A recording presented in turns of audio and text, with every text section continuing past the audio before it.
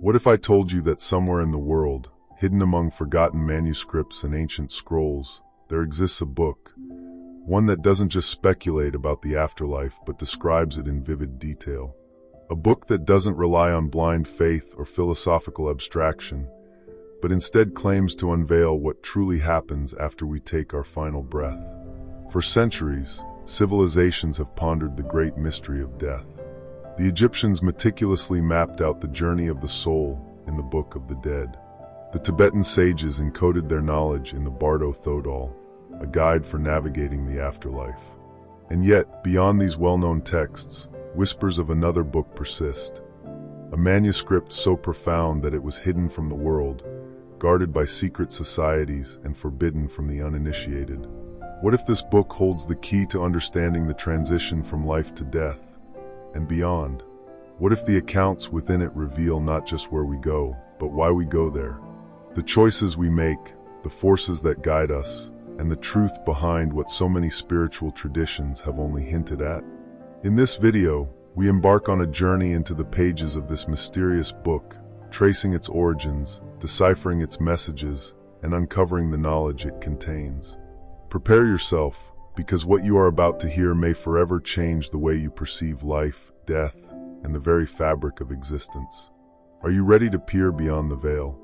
Throughout history, humankind has yearned to understand what awaits beyond the veil of death. Nearly every ancient civilization sought to map the journey of the soul, leaving behind cryptic texts, intricate rituals, and sacred doctrines. But among these, there is one book, spoken of in hushed tones, referenced in esoteric circles, that claims to reveal in precise detail what happens after we die. This book is not as widely known as the Egyptian Book of the Dead or the Tibetan Bardo Thodol, yet its wisdom is whispered in the teachings of secret societies, mystical traditions, and initiatory orders. Some say it was concealed within the vaults of ancient temples. Others claim it was deliberately suppressed by those who wished to keep humanity in ignorance. But why? To understand the gravity of this knowledge, we must first explore the traditions that have sought to describe life after death. The Egyptians believed the soul embarked on a perilous voyage through the Duat, the underworld, facing trials and judgments before reaching the eternal paradise of Aru, or vanishing into oblivion. The Greeks spoke of the river Styx, a boundary between the living and the dead, where souls paid share in the ferryman to reach their destined realm. In Eastern traditions, reincarnation was seen as an endless cycle, shaped by karma, guiding souls through lifetimes of transformation. Yet, among all these traditions, there have always been fragments, hints of a deeper, unified truth. A truth that suggests death is not an end, but a transition, not a place, but a state of being.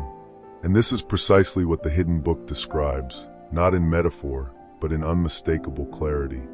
Many scholars speculate that traces of this knowledge have surfaced in various mystical texts throughout history. The Hermetic teachings speak of an eternal journey of consciousness, moving through planes of existence. The Gnostic scriptures suggest that souls, upon death, must navigate layers of illusion before reaching true enlightenment. Even the secret doctrines of the ancient mystery schools hint at a cosmic map of the afterlife, one that was never meant for the uninitiated. But here's the question: if this book truly exists, if it holds the answers to the greatest mystery of all, then where is it now? Why was it hidden? And what does it actually say? What you are about to discover may challenge everything you thought you knew about death and life itself.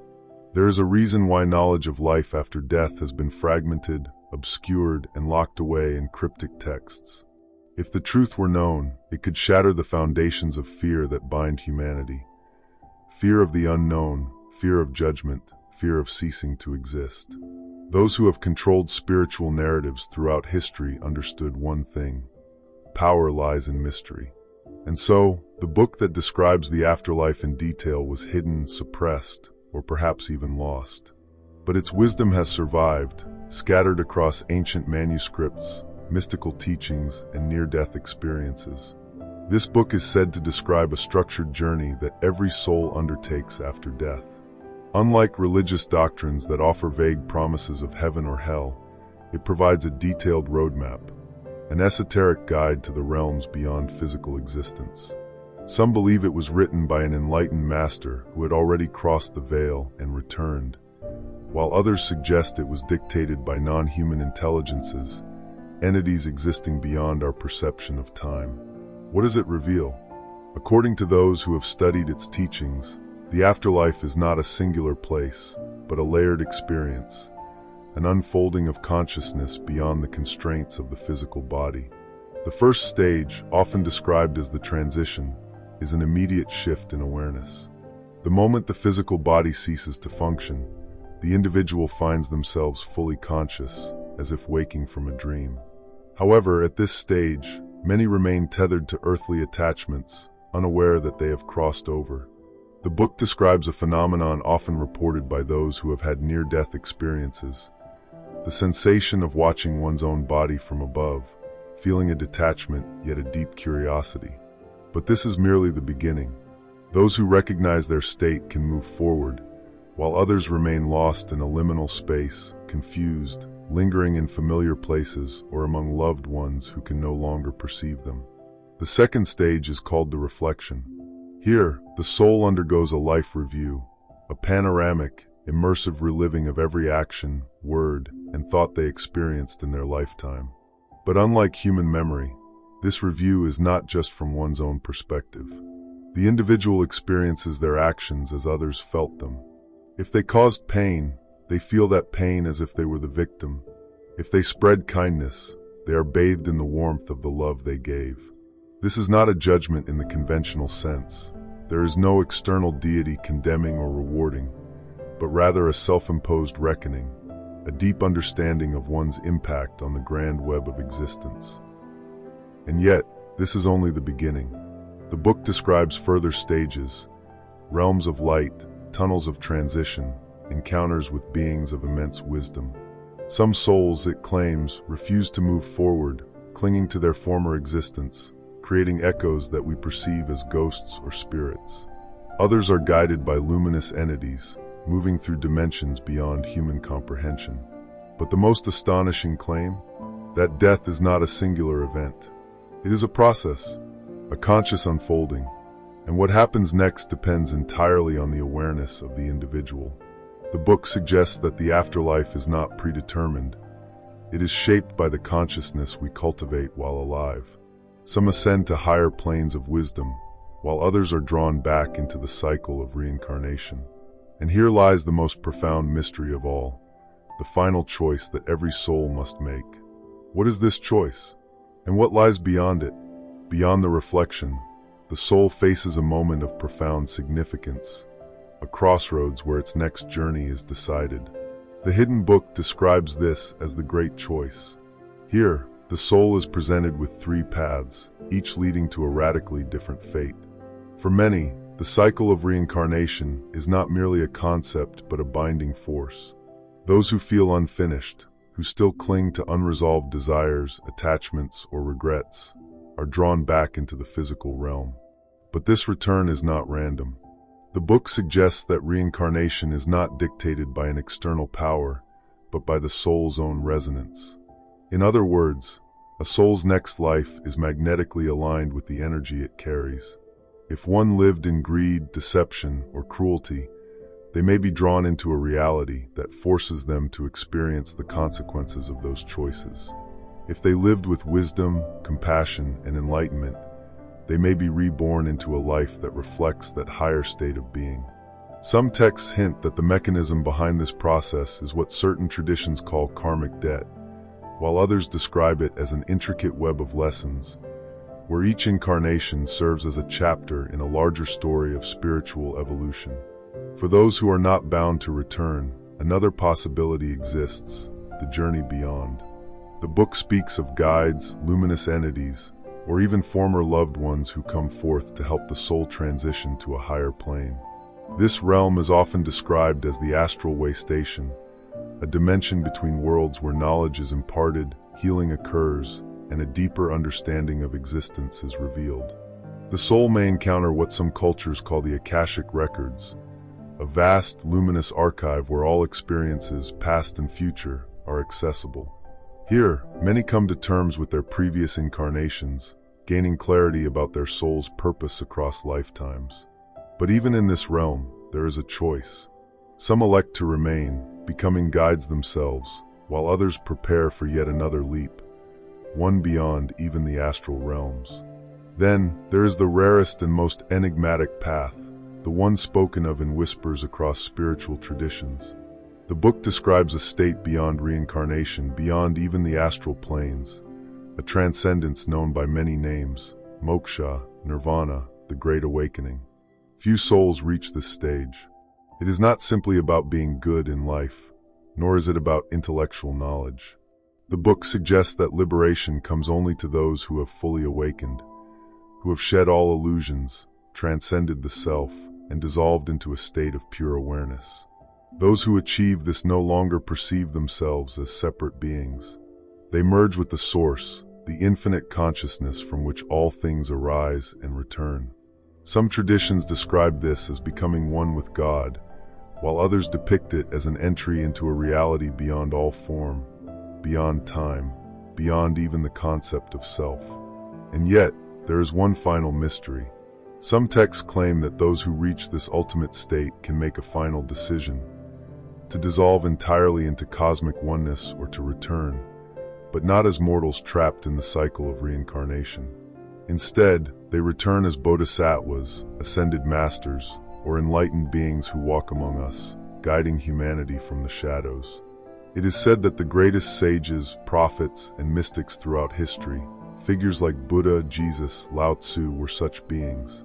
Souls who had broken free, yet chose to return to light the way for others. And if this is true, then one question remains. Could you be one of them? If the revelations of this mysterious book are true, then life is far more than just a fleeting experience. It is a preparation for what comes after. But how do we use this knowledge? How can we navigate the journey beyond with awareness instead of fear? The book offers profound teachings that change how we live, how we approach death, and what happens afterward. It speaks of three key principles: awakening in life, transitioning with consciousness, and choosing the next path. Most people go through life unaware that every thought, every action, and every emotion shapes their soul's journey after death. The book insists that awakening must happen before death, not after. This awakening begins with awareness, the realization that we are not just physical beings, but travelers moving through existence. The moment we stop identifying solely with the material world, fear begins to dissolve, especially the fear of death. Some of the book's teachings align with ancient spiritual practices. It suggests that learning to be conscious in dreams, through lucid dreaming or astral projection, helps the soul remain conscious after death. Many who have experienced out-of-body states report a striking similarity between these experiences and what is described in near-death experiences. If a person can navigate dream realms with awareness, they may also navigate the afterlife with clarity. Another crucial teaching is detachment from illusion. The Tibetan Book of the Dead warns that after death, the soul encounters visions of gods, demons, and celestial realms, all reflections of its own mind. If one is easily deceived by illusions in life, they may become trapped in them after death. This is why many spiritual traditions emphasize mindfulness, self-inquiry, and breaking free from attachments. The book also emphasizes the importance of living with deep intention. If death is a transition, not an end, then how we live today shapes what happens next. Our actions, emotions, and inner states form the energetic pattern that determines where we go. Those who cultivate wisdom and compassion are said to move toward higher realms, while those who cling to fear and selfishness may remain caught in cycles of struggle and rebirth. Beyond preparation in life, the book reveals how to navigate death itself. Many souls enter the afterlife in confusion, unaware that they have passed on. This is why ancient cultures developed death rituals, guiding souls to transition peacefully. Some monks practice death meditation, training themselves to remain conscious during the moment of passing. The book suggests that those who can remain aware at the time of death can choose their next path, rather than being pulled by karmic forces. One of the most powerful ideas found in this hidden book is the final thought principle. Ancient traditions teach that the last thought before death determines the soul's next experience.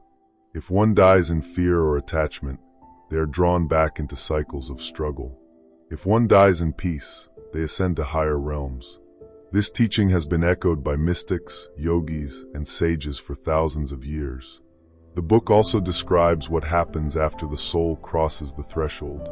It speaks of guides, luminous beings who assist in the transition, offering knowledge and healing before the soul moves forward. Some traditions call this place the astral way station, a realm where souls review their past lives and prepare for what comes next. Here, many gain access to what is known as the Akashic Records, a vast repository of all experiences, past and future. But the book reveals a greater mystery, one that few have spoken of openly. It suggests that beyond the astral realms, beyond even the cycle of reincarnation, lies another choice. Some souls, upon gaining full awareness, no longer return to the material world. Instead, they dissolve into a higher state of consciousness, what some call moksha, nirvana, or the Great Awakening. These souls merge with the infinite, transcending all illusions of separateness. And yet, even among those who reach this state, there is a final decision. Some choose to remain beyond, becoming one with the cosmos. But others, out of love and compassion, return, not as ordinary beings, but as guides, teachers, and awakened souls walking among humanity. It is said that throughout history, certain enlightened beings, Buddha, Jesus, Lao Tzu, may have been such souls, those who broke free but chose to return to light the way for others. The most profound teaching of the book is this: you do not have to wait for death to make these choices. Every moment, every thought, every action shapes the path ahead. Those who awaken now, who take control of their spiritual journey today, will not be lost when the final moment arrives. If this knowledge has been hidden, perhaps it is because it grants the greatest power of all, the ability to shape not only life, but what comes after. If this knowledge has been hidden, perhaps it is because it grants the greatest power of all, the ability to shape not only life, but what comes after. But why has this wisdom been concealed for so long? Throughout history, certain forces, whether religious institutions, political powers, or societal structures, have sought to control the narrative of what happens after death. Many ancient traditions spoke openly about reincarnation, astral travel, and the soul's journey, yet much of this knowledge was suppressed, dismissed as myth, or altered to fit agendas. Even today, mainstream science hesitates to acknowledge what mystics have known for millennia. Near-death experiences, past life memories, and out-of-body journeys have been reported by thousands, yet they remain on the fringes of accepted knowledge. However, those who have explored these realms firsthand know that the afterlife is not a question of belief. It is a question of awareness. The teachings of this hidden book are not meant to be passively consumed. They are an invitation, a call to awaken before it is too late. The ability to navigate the afterlife begins now, in the way we think, act, and expand our consciousness in daily life. What if death is not the end, but merely the beginning of a journey that few have prepared for? What if, with the right knowledge, you could shape your destiny beyond this life? These are not just abstract ideas. They are a roadmap for the soul, a key to unlocking the mysteries that have been hidden for centuries. And now, the question is yours to answer. Will you remain in the illusion, waiting until the final moment to face the unknown? Or will you begin the journey today, opening your mind to the deeper truths that have always been there, waiting for those who are ready to see?